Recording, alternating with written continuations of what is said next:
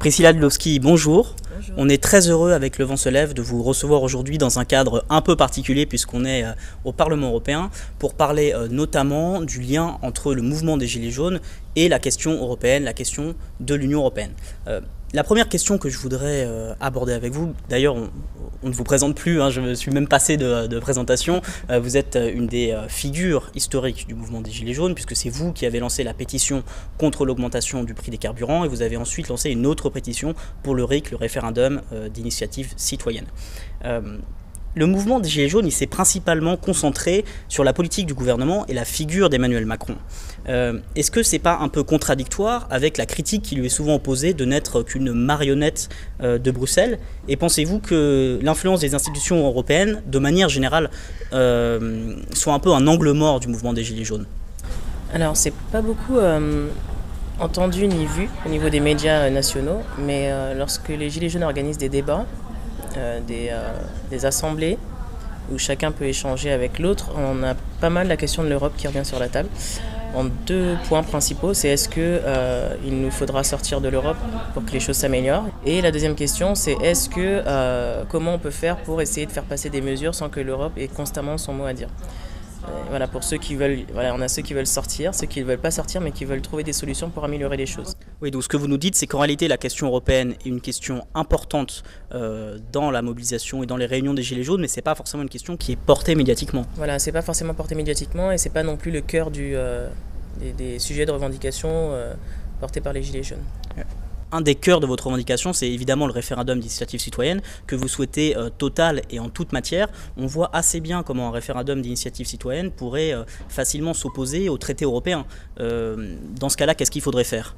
Alors j'imagine que lorsqu'on a la possibilité de mettre en place une mesure comme le référendum d'initiative citoyenne, on peut se permettre de voir ce qui se fait ailleurs, dans les autres pays qui l'ont instauré, et de voir comment nous on peut faire en sorte qu'il soit un petit peu mis sur mesure, en tenant compte du fait qu'on fait partie de l'Europe et justement le but c'est de pouvoir en tant que citoyen participer aux prises de décision, pouvoir aussi dire stop quand on considère que ça va un petit peu trop loin sur des mesures qui ont été mises en place et qui sont peut-être soit liberticides, soit qui pénalisent un profil et pas un autre. Et du coup, on a conscience que ça va à l'encontre de certains traités qui ont été mis en place au sein de l'Union européenne, mais justement peut-être que c'est l'occasion de dire voilà, on est avant tout un pays.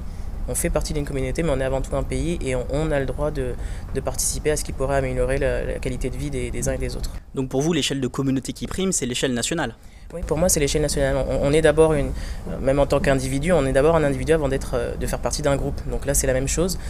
Pour moi, c'est d'abord les intérêts des citoyens qui comptent au sein du pays. Et ensuite, lorsque le pays est beaucoup plus solide sur le point de vue économique, écologique, fiscal, etc., là, ensuite, il peut faire partie d'un ensemble et aider l'ensemble à devenir plus solide. Je pense que c'est en ça qu'on remet pas mal en cause les décisions prises par le président lorsqu'elle ne semble pas aller dans le sens de l'intérêt général. On sait que c'est parce que l'Europe derrière a dit qu'il fallait faire comme ci ou comme ça.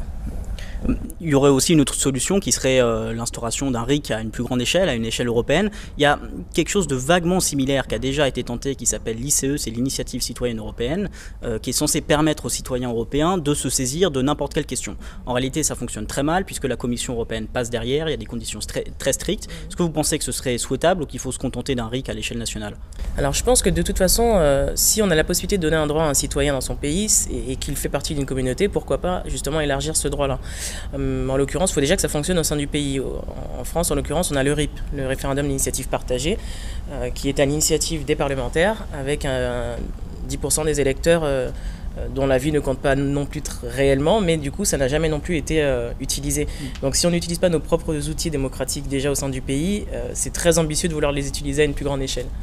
D'accord. Alors le mouvement des Gilets jaunes est un mouvement extrêmement novateur, il est né en France, il s'est un petit peu répandu en Europe, il y a eu un mouvement des Gilets jaunes notamment ici en Belgique, juste en bas des Gilets jaunes ont essayé de rentrer dans le Parlement européen, ils se sont sévèrement fait réprimer, mais de manière générale le mouvement des Gilets jaunes ne s'est pas répandu dans toute l'Europe comme d'autres mouvements, par exemple je pense à la marche pour le climat, mouvement avec lequel vous avez essayé de converger d'ailleurs. Qu'est-ce que ça dit de la nature de ce mouvement ? Alors il y a pas mal quand même de mouvements qui sont nés dans d'autres pays pour des problématiques qui leur sont propres. On a l'Italie, l'Espagne, mais ça va au-delà aussi.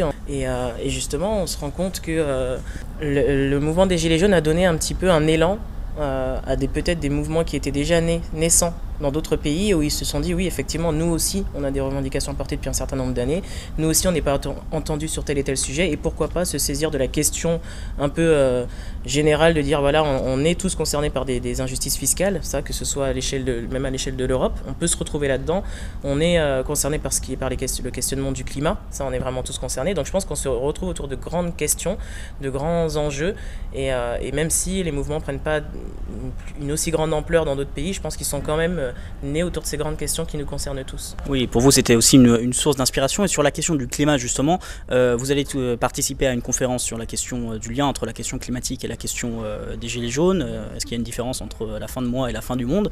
Quel est votre avis sur cette question? Alors justement, quand j'ai lancé la pétition, on m'a tout de suite opposé cet argument en disant voilà, vous êtes anti-écolo, vous êtes anti-fiscalité verte. On nous a beaucoup dit ce genre de choses, mais en l'occurrence, lorsqu'on lit la pétition, on remarque bien qu'il y a des alternatives qui sont proposées, des solutions qui sont proposées, des questions qui sont posées au niveau de la transition, et l'idée c'est pas de dire on ne veut pas payer de taxes, c'est de dire on aimerait que tout le monde puisse avoir des taxes à payer lorsqu'il est aussi pollueur. En l'occurrence, en France, les secteurs maritimes et aériens ne sont pas taxés. Les automobilistes sont très largement taxés. Il y a beaucoup de questions de fiscalité autour de l'automobiliste et pas forcément des autres pollueurs. Donc c'est vrai que c'est cette question-là qui était traitée au sein de la pétition. Et pourquoi converger avec les activistes du climat? Parce que ce sont des associations qui luttent depuis longtemps et qui interpellent le président depuis longtemps, que ce soit le président actuel ou les précédents, sur des sujets, sur des enjeux tels que la préservation de l'environnement, etc. Et ils ne sont pas entendus du tout. Et là, en l'occurrence, on a eu une conférence ce matin avec Réseau Action Climat, RAC, qui justement propose de revoir cette taxe carbone pour qu'elle soit plus juste. Et du coup, là, on a le côté social qui vient et qui n'était pas pris en compte dans la taxe carbone telle qu'on la connaît aujourd'hui. Et l'idée, c'est d'avoir cette taxe qui fait une redistribution vers les ménages les plus modestes pour qu'ils puissent se préparer à cette transition écologique, parce que la taxe telle qu'elle existe aujourd'hui, en fait, nous dit voilà, vous payez, on augmentera jusqu'en 2022, mais en l'occurrence, on n'a pas d'alternative aux véhicules, donc il y a des zones qui n'ont pas du tout de transport en commun, donc on leur dit voilà, vous payez plus cher ou vous achetez un véhicule électrique, alors que c'est vraiment très cher, même si on a une aide, c'est pas suffisant compte tenu de ce que les uns et les autres gagnent, mais en plus de ça, vous n'aurez pas non plus de possibilité d'avoir une alternative de transport, et donc c'est ça c'est punitif, alors qu'aujourd'hui les activistes du climat, les associations qui défendent l'environnement disent voilà, on veut proposer des solutions, taxer, les gens sont déjà taxés et payent, mais vous voudrez pouvoir constater que ça va vers la transition écologique et que ça finance la transition écologique. Oui. Aujourd'hui, c'est pas le cas. Donc vous pointez cette hypocrisie, vous demandez à ce qu'on trouve une articulation aussi pour la population et pour les classes populaires. Tout à fait, c'est ça. Et on va parler aussi un peu de la question de la répression qui a été très violente contre les Gilets jaunes et qui a soulevé un certain nombre de protestations à l'échelle internationale et à l'échelle européenne. Alors le Parlement européen, il s'est saisi de la question, il y a eu une résolution sur l'usage disproportionné de la force dans les manifestations, mais le Parlement n'est pas allé jusqu'à condamner directement, nommément la France et la répression en France, bien que c'était largement sous-entendu et entre les lignes. Il y a d'autres instances internationales, je pense à l'ONU et aussi au Conseil de l'Europe, qui ont condamné là beaucoup plus fermement la répression. Qu'est-ce que ça dit un peu de du fait que le pouvoir en place et le gouvernement se réclament d'être très pro-européens, mais ils n'écoutent pas ces critiques-là et au contraire ils ont durci la répression après que ces critiques aient été émises?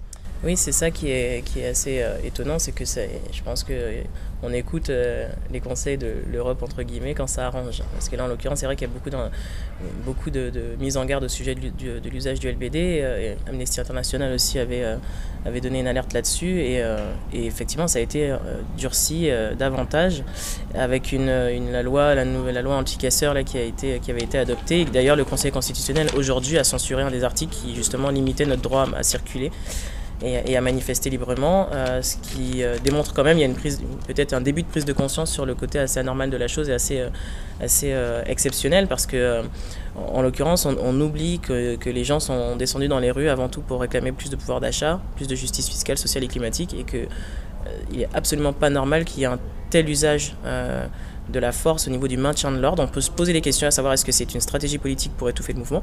C'est une question qu'on se pose. Qu'est-ce que vous en pensez d'ailleurs sur cette question? Vous pensez que c'est une stratégie voulue du gouvernement d'essayer de réduire le mouvement en augmentant le niveau de violence? Alors, je pense qu'il y a trois choses, trois volets. Oui, pour moi, l'usage du LBD, c'est assez traumatisant pour les personnes. Certaines personnes ont été éborgnées, il y a 22 ou 23 éborgnés, des personnes qui n'étaient pas dans une posture d'attaque ou d'agressivité, des personnes qui ont été matraquées, des street medics, enfin des secours volontaires qui sont pas mal pris à partie alors qu'on sait très bien quelles sont leurs positions dans les manifestations. Ils sont là, ils sont très pacifiques et ne viennent qu'en aide aux manifestants. Donc on peut se poser la question de savoir pourquoi il y a un tel usage de la force, et dès le départ, hein, c'est pas aujourd'hui, c'est dès le premier rassemblement qui a eu un tel usage de la force. Et ensuite, on a le deuxième volet qui consiste à nous coller toutes sortes d'étiquettes au niveau des médias. Ça a une répercussion sur les médias étrangers, et donc européens aussi, parce que à l'extérieur, on a quand même une image assez catastrophique, puisque voilà, tout ce qu'on nous montre, ce sont les violences policières. Et je pense que le fait d'avoir des médias qui participent comme ça à véhiculer une image assez violente des manifestations, ça instaure un climat de peur auprès des personnes qui ne savent pas ce qu'est le mouvement et s'ils hésitent encore à rejoindre pour telle X ou Y raison. Et le troisième volet, c'est le débat organisé par le président. Qui a duré un certain temps et qui n'a pas été sous la forme d'un débat mais plutôt de conférence où les gens l'écoutaient parler. Donc, et d'ailleurs on pourrait se poser la question de savoir est-ce que ça respecte les règles du CSA, d'être aussi omniprésent au niveau des médias, et est-ce que ça prépare pas les élections européennes. Donc ces trois grands volets là, pour moi, j'ai le questionnement que j'ai, c'est est-ce que ça fait partie d'une stratégie pour étouffer le mouvement. Ouais. Vous nous disiez tout à l'heure que les Gilets jaunes s'intéressent beaucoup à la question européenne, plus qu'on ne le dit dans les médias. Du coup, je suis un peu obligé de vous poser la question. Si les Gilets jaunes s'intéressent à la question européenne, pourquoi n'y a-t-il pas de liste Gilets jaunes qui fonctionne pour les prochaines élections européennes ?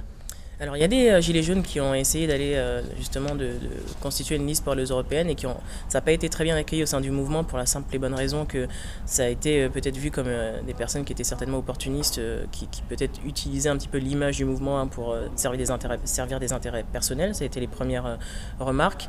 D'autres qui trouvaient que c'était beaucoup trop prématuré, parce qu'on était dans un mouvement, on était vraiment en janvier, c'était très jeune encore, et ça l'est encore pour moi, pour se lancer immédiatement en politique et prétendre pouvoir répondre à toutes les problématiques. Je pense qu'il faut un certain nombre de temps pour se préparer à se lancer en politique, éventuellement avec un programme ou autre chose ultérieurement. Ça rejoint, si je peux me permettre, le problème de la continuité politique et le problème du débouché politique du mouvement. En France, il y a eu un certain nombre dans l'histoire de mouvements de fronde contre la fiscalité, hein, on peut remonter aux Jacqueries, même la Révolution française.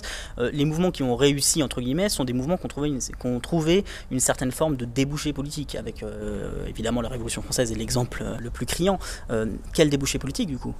Alors justement, quand on parlait de la question européenne, c'est une question qui est encore en débat aujourd'hui. Donc du coup, voilà, aller aux européennes tout de suite, c'est un peu prématuré puisque les questions se posent encore, et du coup ces questions-là vont peut-être trouver réponse à travers des solutions qui seront proposées pour éventuellement faire de la politique ensuite. Et tout ça, ça se prépare. Alors effectivement, il y a, pour le côté politique et l'issue, on a deux choses. On a déjà la réponse politique que le gouvernement devra apporter plutôt que la répression.